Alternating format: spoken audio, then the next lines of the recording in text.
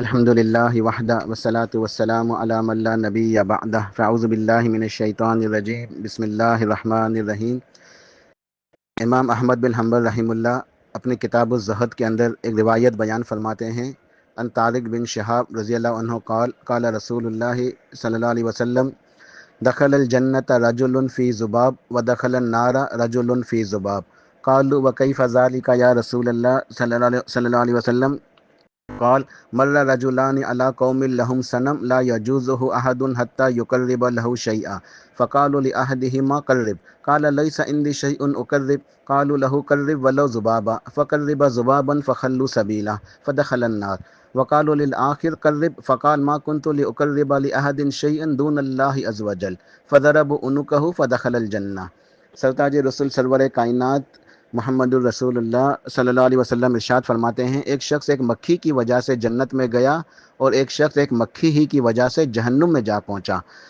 فرمایا کہ دو آدمیوں کا ایک قوم کے اوپر گزر ہوا جن کا ایک بت تھا اور وہاں ان کی یادگار منا رہے تھے، کسی غیر اللہ کا یادگار کا دن منایا جا رہا تھا اور وہ وہاں سے کسی کو بھی چڑھاوا چڑھائے بغیر گزرنے کی اجازت نہیں دیتے تھے۔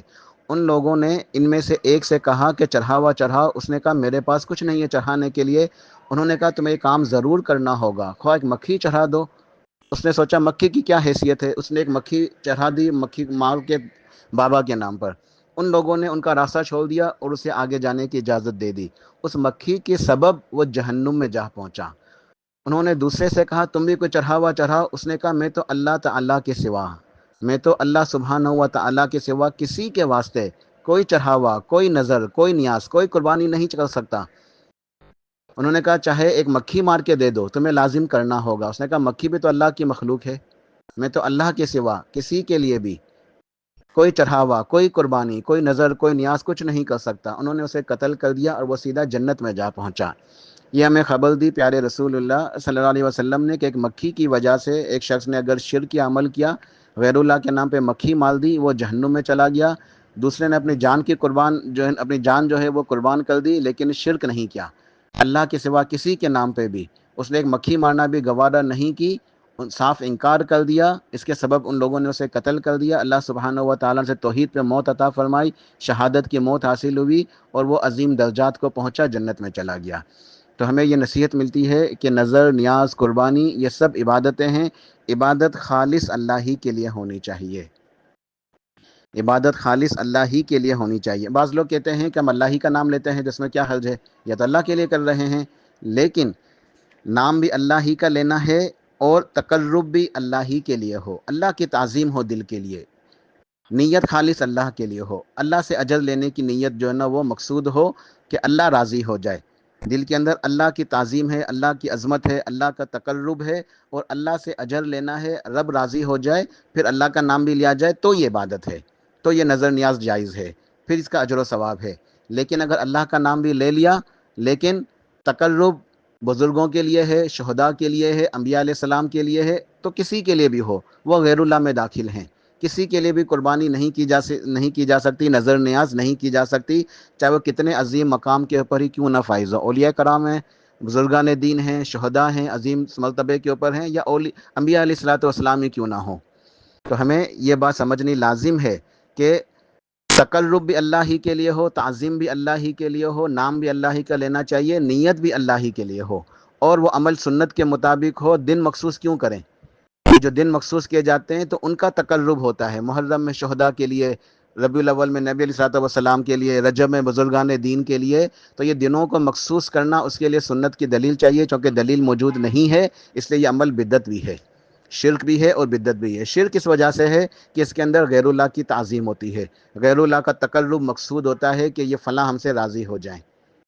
تو یہ شرک ہے۔ اور بدعت اس وجہ سے کہ دن مخصوص کر دیتے ہیں ان کے نام کی، یہ ان کے عظیم دن ہیں، یادگار دن ہیں، یہ ان کے جو ہے وہ یادگار کے طور پہ جو ہے وہ برسی کا دن ہے، یا یہ جو ہے سویم ہے، یہ چہلم ہے، تو یہ دنوں کو مخصوص کرنا یہ بھی بدعت ہے، اور ان کے تقرب کے لیے کرنا یہ جائز نہیں ہے، یہ شرک ہے۔ اور اللہ پاک نے ارشاد فرمایا ہے سورہ انعام کے اندر قل ان صلاتی و نسکی و محیای و مماتی للہ رب العالمین، اے میرے حبیب صلی اللہ علیہ وسلم آپ ارشاد فرما دیجئے بے شک میری نماز اور میری قربانی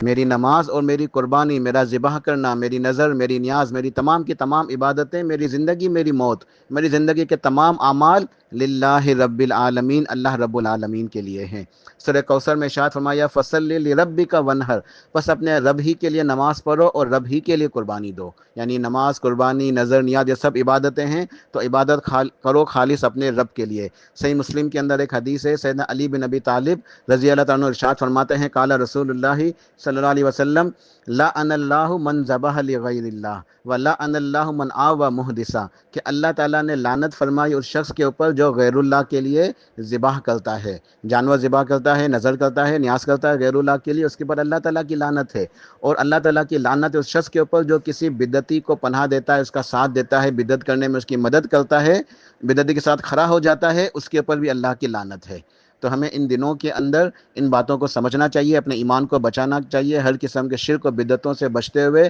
خالصتاً اللہ کی رضا کے لیے سنت کے مطابق اعمال کرنے چاہیے، اور وہ یہ ہیں کہ روزہ رکھیں، 9، 10 یا 10، 11 کا روزہ رکھیں، اللہ کا ذکر کریں، عبادت کریں، نیکیاں کریں اور گناہوں سے بچیں۔ سبحان ربک رب العزت عما یصفون وسلام علی المرسلین والحمد للہ رب العالمین۔